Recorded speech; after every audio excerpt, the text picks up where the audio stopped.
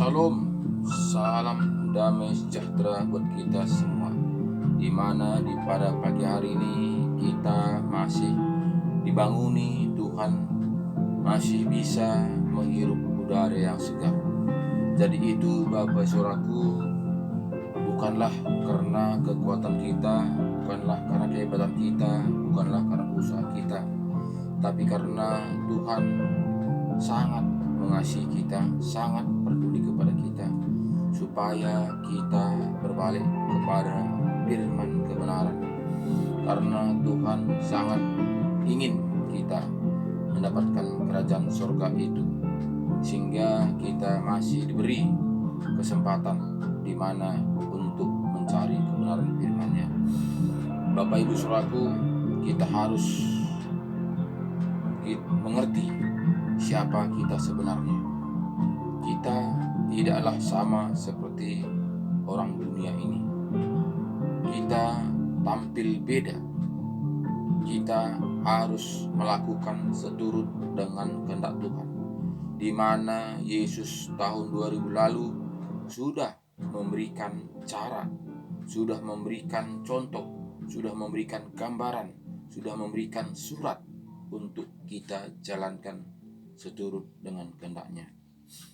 Tapi Bapak Ibu Saudaraku, sadar dan tidak sadar kita saat ini, kita tidak mengindahkannya. Kita pakai akal rasio kita. Kita tidak taat seturut dengan kehendak-Nya. Seringkali kita melakukan seturut dengan kehendak kita. Ini semuanya Bapak Saudaraku, marilah sadarlah kita, kembalilah kepada Alkitab, firman kebenaran, supaya kita semua betul-betul mendapatkan kerajaan surga yang dijanjikan Tuhan itu kepada kita. Jika kita tidak taat dan setia, kemanakah arah tujuan kita? Jadi ini harus kita pikirkan Bapak Ibu Saudaraku. Tidak bisa kita mengalir begitu saja. Tidak bisa kita santai-santai saja. Tidak bisa kita hanya beriman saja. Tidak bisa kita hanya percaya saja tanpa ada tindakan. Itu tidak akan bisa jumpa dengan Tuhan Yesus. Karena Bapak Ibu Saudaraku, setan sangat licik. Setan tidak tinggal diam. Setan akan menguber-uber kita. Setan akan menina bobokkan kita. Setan menggiring kita perlahan-lahan ke api neraka. Karena setan akan dibakar selama-lamanya. Jadi Bapak Ibu Saudaraku, setan itu tidak satu pun manusia ingin selamat. Dia mau semua manusia digiring ke api neraka. Dari itu Bapak Saudaraku, kita harus waspada, super waspada. Jangan kita digiring perlahan-lahan ke api neraka. Kita tenang dininabukan. Jadi ini semua Bapak Saudaraku harus kita kembali kepada firman kebenaran. Apa yang diajarkan Tuhan Yesus kepada kita supaya kita mendapatkannya. Jika kita tidak kembali kepada firman kebenaran, tentu kita tidak akan tahu kemana arah tujuan kita. Jika kita hanya mengikuti apa kata manusia, tentu manusia juga akan mengiring kita ke jalan yang seturut dengan kehendak-Nya. Dari itu Bapak Saudaraku, marilah kembali kepada Alkitab, firman kebenaran, supaya kita benar-benar mendapatkan apa yang dijanjikan Tuhan Yesus kepada kita. Jadi tidak bisa dibeli. Seberapapun uang kita tidak akan berlaku untuk membeli kerajaan surga itu, saudaraku. Memang kita di dalam dunia ini kita bisa hidup, bisa menikmati segala-galanya yang ada di dalam dunia ini. Tapi ketika kita meninggalkan dunia ini, kemana kita, Bapak Saudaraku? Jadi ini tidak seberapa manusia untuk memikirkan masa depannya. Manusia rata-rata untuk memikirkan hal-hal yang di dunia ini. Tapi hal-hal yang untuk kekal hidup selama-lamanya itu hanya berapa persen saja. Jadi Bapak Ibu Saudaraku, itulah saya mengajak Bapak Ibuku semua di mana saja berada saat ini untuk mengingatkan supaya kita ini membenahi diri kita di mana kita berjalan saat ini. Apakah memang kita sudah berjalan seturut dengan kehendak Tuhan? Apakah kita berjalan seturut dengan kehendak manusia? Jadi ini harus kita pikirkan, Bapak Saudaraku. Harus kita benahi supaya kita jangan kecewa, supaya kita jangan menyesal. Karena nanti jika kita menyesal, Bapak Ibu Saudaraku, tidak ada gunanya. Jika sekarang kita menyesal, Bapak Saudaraku, masih bisa kita perbaikinya, masih bisa kita menempuh jalan seturut dengan kehendak Tuhan. Masih ada kesempatan diberi Tuhan kepada kita, Bapak Saudaraku. Dari itu, Bapak Saudaraku, saya memberi renungan setiap pagi ini, Saudaraku, bukanlah untuk diri saya sendiri, Saudaraku. Saya tahu, Bapak Saudaraku, saya ini tidaklah ada apa-apanya, Saudaraku. Saya ini harga debu pun tidak, harga sampah pun tidak, Bapak Saudaraku. Tapi karena begitu Tuhan mengasihi saya, Bapak Saudaraku, saya akan membagikan kepada Bapak Ibu Saudaraku di mana saja berada pada saat ini. Karena begitu baik Tuhan itu pada saya, Tuhan Yesus, di mana tahun 2006 malam saya akan mati, Bapak Saudaraku. Saya akan meninggalkan dunia ini, Saudaraku. Saya akan binasa, Saudaraku. Saya akan dibakar selama-lamanya, Saudaraku. Tapi saat ini, Bapak Saudaraku, begitu besarnya kasih Tuhan itu kepada saya, Bapak Saudaraku, sehingga saya diangkat semua penyakit saya, Bapak, tidak membuat saya menjadi binasa, Saudaraku. Dari itu, Bapak Saudaraku, saya akan membagikan apa yang Tuhan kasih pada saya, Tuhan, Bapak Saudaraku. Semua ini, Saudaraku, adalah belajar kandidat. Saya tidak ada belajar tentang Alkitab. Saya tidak ada kuliah. Saya tidak ada sekolah. Saya tamat SD pun tidak, Bapak Saudaraku. Tapi Tuhan itu begitu baik. Tuhan tidak memperdulikan apa titel kita, apa pangkat kita, apa jabatan kita, apa sekolah kita. Tapi Tuhan mau kita membuka hati, Bapak Saudaraku. Tuhan itu hanya mau hati kita, apakah kita mau untuk menjalankan seturut dengan kehendak Tuhan. Hanya itu, Bapak Saudara. Sebetulnya kita menjalankan kebenaran firman Tuhan ini tidaklah susah, tidaklah sukar. Jika kita mau menanggalkan kedagian kita, jika kita mau menanggalkan ego kita, jika kita mau menanggalkan harga diri kita. Jika masih kita mengandalkan kekuatan kita, kita tidak akan bisa mendapatkan kerajaan surga itu. Jika kita hanya mengandalkan kekuatan kita, jika kita mengandalkan pikiran kita, jika kita mengandalkan kekayaan kita, jika kita mengandalkan kehebatan kita, kita tidak akan mendapatkannya, saudara. Karena jelas firman Tuhan mengatakan, Bapak Saudaraku, di mana kita melihat pemuda ini, saudara. Di Matius 19 ayat 16 dimulai orang muda yang kaya. Judulnya, Bapak Saudara. Kita melihat apa katanya. Ada seorang datang kepada Yesus dan berkata, "Guru, perbuatan baik apakah yang harus ku perbuat untuk memperoleh hidup yang kekal?" Itu katanya, Saudara. Dia kaya. Dia mempunyai segala-galanya, Saudara. Jawab Yesus, "Apakah sebabnya engkau bertanya kepadaku tentang apa yang baik? Hanya satu yang baik. Tetapi jikalau engkau ingin masuk ke dalam hidup, turutilah segala perintah Allah." Dan anak muda itu menjawab, "Karena apa? Jika engkau mau menempatkan kerajaan Allah, kerajaan surga, turutilah kehendak Allah." Itu kata firman Tuhan mengatakan. Terus jawab orang kaya itu, saudaraku, anak muda kaya itu. Kata orang itu kepadanya, "Perintah yang mana?" Kata Yesus, "Jangan membunuh, jangan berzina, jangan mencuri, jangan mengucap saksi dusta. Hormatilah ayahmu dan ibumu dan kasihilah sesamamu manusia seperti dirimu sendiri." Kata orang muda itu kepadanya, "Semuanya itu telah kuturuti, apalagi yang masih kurang?" Dia mengatakan, saudaraku, karena dia kaya, karena dia punya segala-galanya, sehingga dia bisa berbuat apa-apanya. Dia menyenangkan orang tuanya karena ada duit. Dia juga bisa membagi-bagi kepada orang miskin karena dia ada duit. Dia juga bisa mengasihi sesama manusia karena ada duit. Dia andalkan karena ada duit. Dia ke gereja karena ada duit. Dia bisa membangun gereja karena ada duit. Dia bisa mengasihi kepada orang-orang peminta karena ada duit. Tapi hatinya tidaklah melakukan kehendak Tuhan.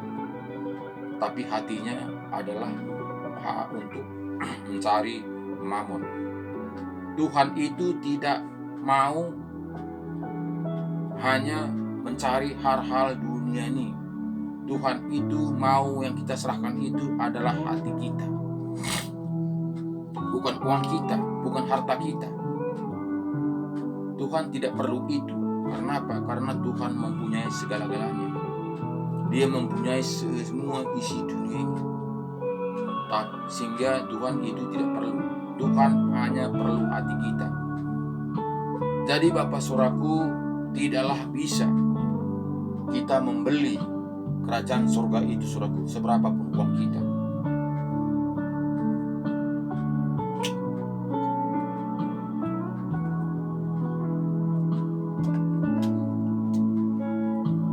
Jadi ayat 21 katanya kepada kita, kata Yesus kepadanya, "Jikalau engkau hendak sempurna, pergilah, juallah segala milikmu dan berikanlah itu kepada orang-orang miskin, maka engkau akan beroleh harta di sorga. Kemudian datanglah kemari dan ikutlah aku."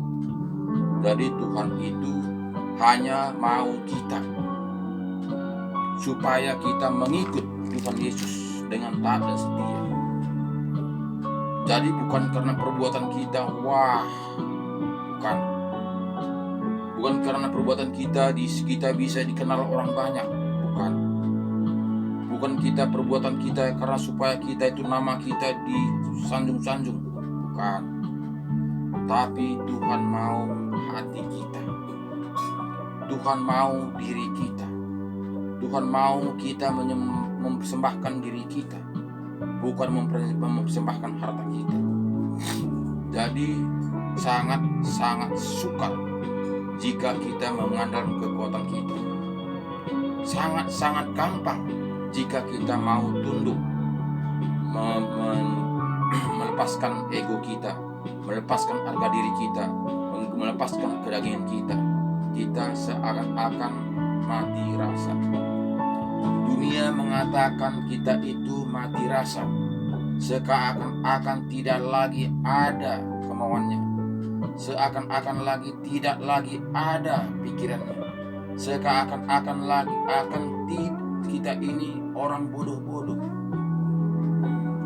Memang seperti itu Bapak Saudaraku. Jika kita melakukan firman-firman kebenaran, kita ini, dunia menganggap kita ini orang bodoh-bodoh, orang loyo-loyo. Tidak melihat kita, aku hebat, aku kuat. Enggak seperti itu, saudaraku. Tapi kita ini sama seperti orang yang tidak berdaya. Karena apa Bapak Saudara? Karena Tuhan mengajari kita itu harus lemah lembut. Kita itu penuh dengan kasih, diajari Tuhan, kita itu penuh kesabaran. Kita itu suruh Tuhan, ampunilah dosa-dosa musuh-musuhmu. Bahkan doakan dia. Bahkan Tuhan mengatakan, jika engkau tampar pipi kananmu, berikan juga pipi kirimu. Jadi kita ini kayak orang bodoh-bodoh, saudaraku.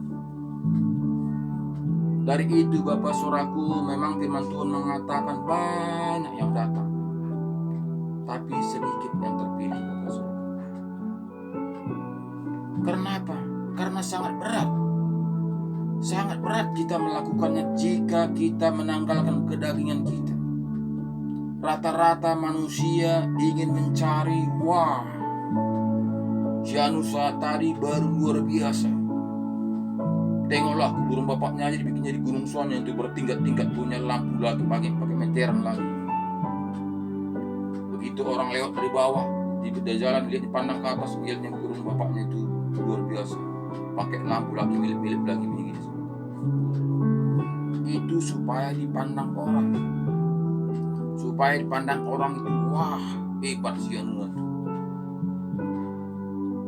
Tuhan tidak mau itu, saudaraku. Itu hal-hal dunia.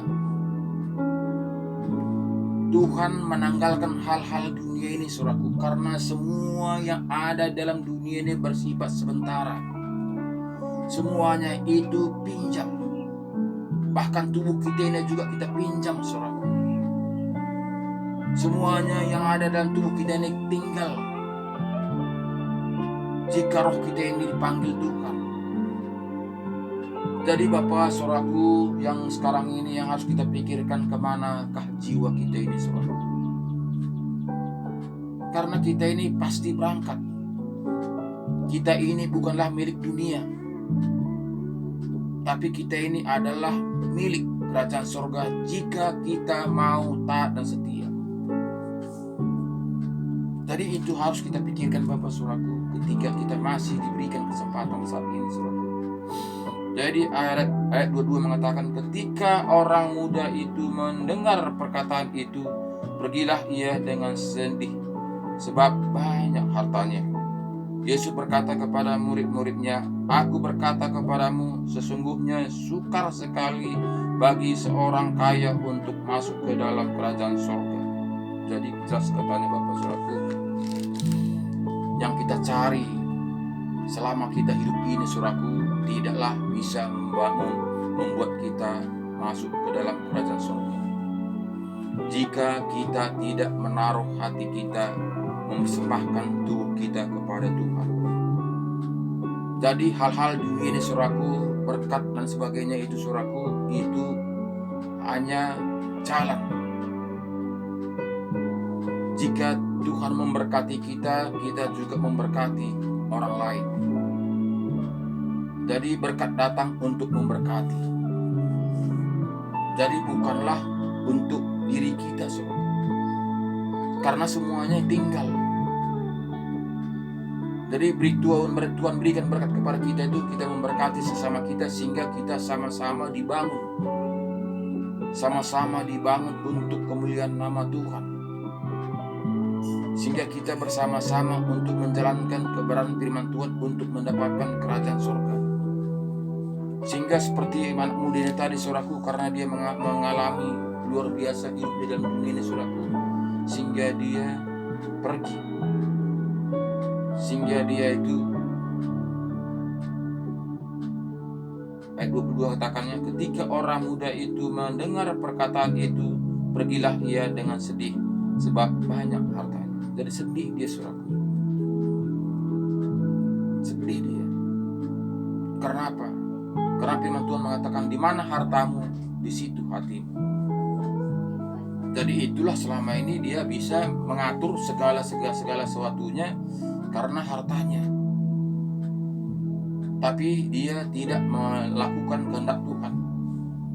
Dia tidak pergi ke gereja, tapi uangnya pergi ke gereja. Begitulah selama ini, saudara. Dia pergi melayani, uangnya pergi melayani, tapi orangnya belum nggak memberi, dia berikan untuk melayani. Selama ini yang bekerja adalah uangnya, tapi Tuhan sini katakan kepada kita jelas kepada anak muda ini tadi, ketika orang muda itu mendengar perkataan itu, pergilah ia dengan sedih, sebab banyak hartanya. Yesus berkata kepada murid-muridnya, "Aku berkata kepadamu, sesungguhnya sukar sekali bagi seorang kaya untuk masuk ke dalam kerajaan surga." Karena diikat dia, saudara. Diikat dia. Uang itu mengikat dia, saudaraku, sehingga dia tidak bebas untuk datang kepada Tuhan. Tapi hartanya bisa dia kirim, tapi dirinya tidak bisa dia berikan kepada Tuhan. Jadi itu Tuhan tidak perlu, Bapak saudaraku. Tuhan perlu diri kita. Diri kita persembahkan kepada Tuhan.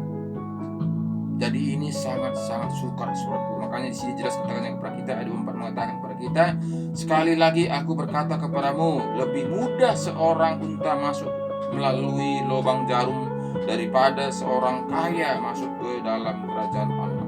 Bayangkan. Jadi mana mungkin, Bapak saudaraku, unta masuk lubang jarum? Jadi katanya lebih mudah katanya unta masuk lubang jarum daripada orang kaya masuk dalam kerajaan surga. Berarti tidak mungkin. Dan itu, Bapak saudaraku, semuanya kita harus mengerti apa yang kita kejar selagi kita diberi kesempatan ini, saudara.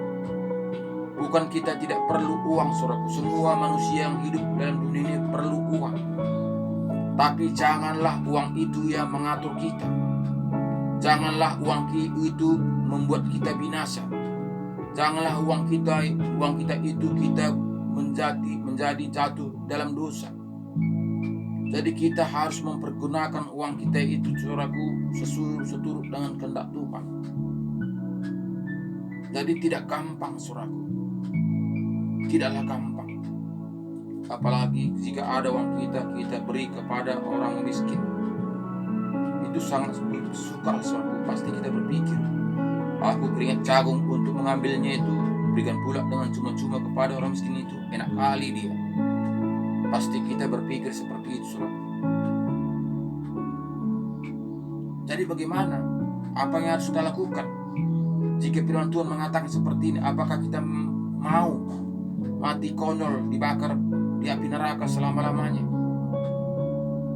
Jadi tidak ada pilihan lain, saudaraku. Hanya kita mempersembahkan diri kita, membuka hati kita, mengundang Roh Kudus masuk dalam hati kita, sehingga Roh Kuduslah membimbing, menuntun, menyertai kita, sehingga kita bisa berjalan seturut dengan kehendak Tuhan.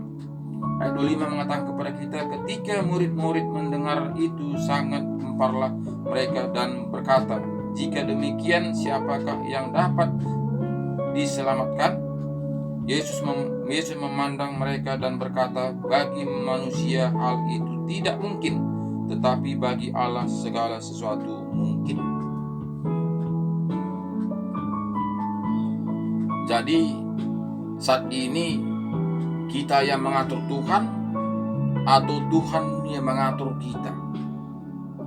Itu harus kita pikirkan, Bapak Saudara. Jangan kita yang mengatur Tuhan. Jika kita membuat kebenaran diri sendiri, berarti kita mengatur Tuhan. Kita memerintah Tuhan. Kita membalikkan fakta. Berarti yang berkuasa itu adalah kita, karena kita yang mengatur Tuhan. Tanpa kita menyadarinya, Bapak Saudara. Jika memang Tuhan mengatur kita, marilah kembali kepada firman kebenaran apa diajarkan Tuhan Yesus tahun 2000 lalu kepada kita. Jadi jangan kita keraskan hati kita. Jangan kita membangkang. Jika kita mengeraskan hati kita, jika kita membangkang, jika kita membuat kebenaran diri sendiri, tentu kita akan mendapat upah.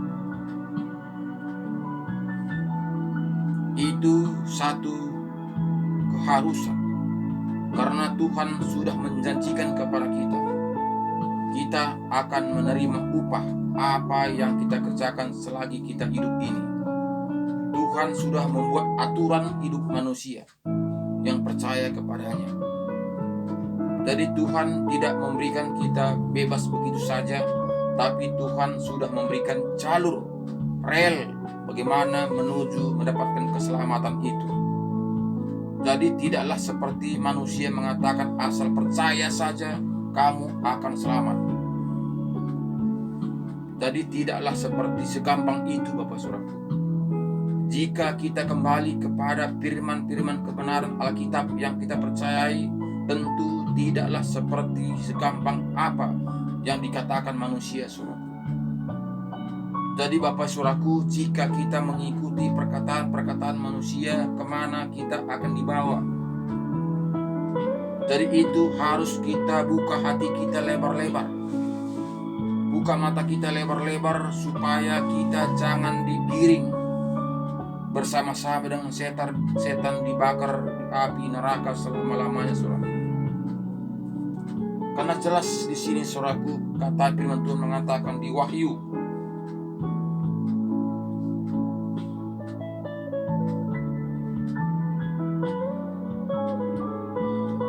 jelas di sini katakannya, Saudaraku, di Wahyu 20 ayat 10 mengatakan kepada kita, Saudaraku, dan iblis yang menyesatkan mereka dilemparkan ke dalam lautan api dan belerang, yaitu tempat binatang dan nabi palsu itu, dan mereka disiksa siang malam sampai selama-lamanya. Bayangkan, Saudaraku. Jadi itu nyata, Saudaraku. Ini betul, Bapak Saudaraku. Bukanlah hanya ancaman, bukanlah hanya supaya kita bertobat, bukan, Saudaraku, tapi firman Tuhan ini adalah betul. Firman Tuhan ini harus kita uji, betul firman Tuhan ini atau tidak. Jika tidak betul, ngapain kita menjadi orang Kristen? Ngapain kita mesti susah-susah? Ngapain kita mesti menderita? Lebih baik kita mengikuti dunia ini, enak, pesta pora dan sebagainya, menikmati yang ada dalam dunia ini. Jika tidak betul firman Tuhan ini, Saudara. Jadi harus kita uji firman Tuhan ini betul atau tidak, baru kita menjadi orang Kristen pengikut Kristus.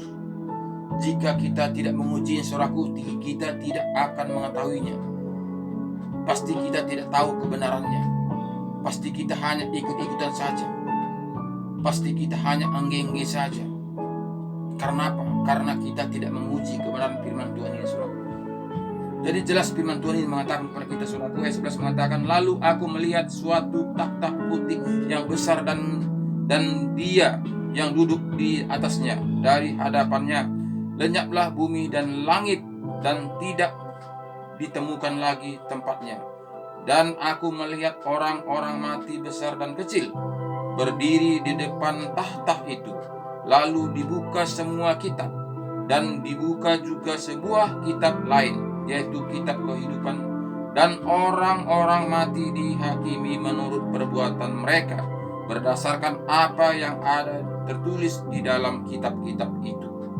Maka laut menyerahkan orang-orang mati yang ada di dalamnya, dan maut dan kerajaan maut menyerahkan orang-orang mati yang ada di dalamnya, dan mereka dihakimi masing-masing menurut perbuatannya. Lalu maut dan kerajaan maut itu dilemparkanlah ke dalam lautan api. Itulah kematian yang kedua, lautan api. Dan setiap orang yang tidak ditemukan namanya tertulis di dalam kitab kehidupan itu, ia dilemparkan ke dalam lautan api itu. Jadi cukup jelas, Jadi Bapak Ibu Saudaraku sekalian, sekaranglah waktunya. Sekaranglah waktunya kita berbalik kepada firman Tuhan, supaya kita tidak dilemparkan ke lautan api itu, Saudara. Jika kita mengikuti ajaran-ajaran manusia, tentu jelas katanya tadi di Wahyu 10 tadi, Saudaraku, kita akan dilemparkan ke dalam lautan api. Jadi harus kita mengikuti apa yang difirmankan Tuhan kepada kita, apa yang diajarkan Tuhan Yesus kepada kita, apa yang disuratkan Tuhan Yesus kepada kita. Itu yang harus kita lakukan. Jadi itu tidaklah gampang. Tidak gampang, Saudara.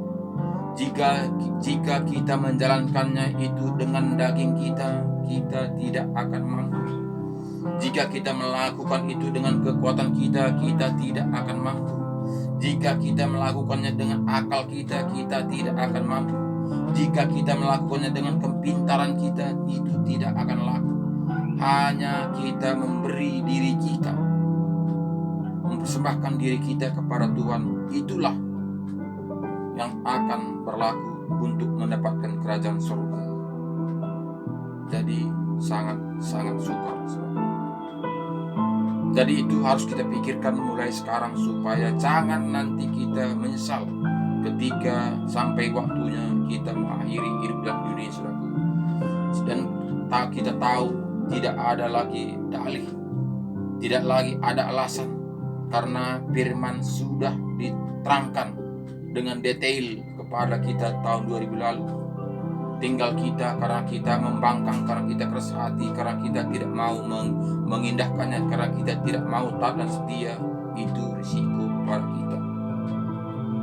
Jadi itulah Bapak Saudaraku firman di pada pagi hari ini, supaya kita Saudaraku kembali kepada firman Alkitab yang kita percayai, supaya kita jangan dibola-bolakan dunia ini, Saudaraku. Kita lihat bagaimana situasi saat ini, Saudaraku. Gereja-gereja perang, gereja-gereja saling membenarkan satu dengan lain, gereja-gereja saling menarik satu dengan lain, gereja-gereja tidak bersehati lagi, saudara. Saya yang benar, saya yang hebat, saya yang murni, saya yang suci. Saling membenarkan, saudaraku. Tidak lagi saling merangkul, saling mengasihi, saling menopang, saling mendoakan satu dengan lain, saudaraku. Jadi kemana kita ini, saudaraku?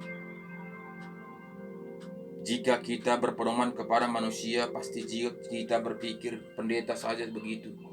Apalah saya ini, saya pasti tidak ada apa-apanya. Pendeta saya berbuat begitu, apalagi saya. Tentu saya bebas. Pasti kita berpikir demikian, Bapak Saudara. Tapi kita kembali kepada firman jika kita ingin mendapatkan kerajaan surga. Kita bukanlah bisa ditarik oleh manusia. Kita tidak bisa dibonceng oleh manusia.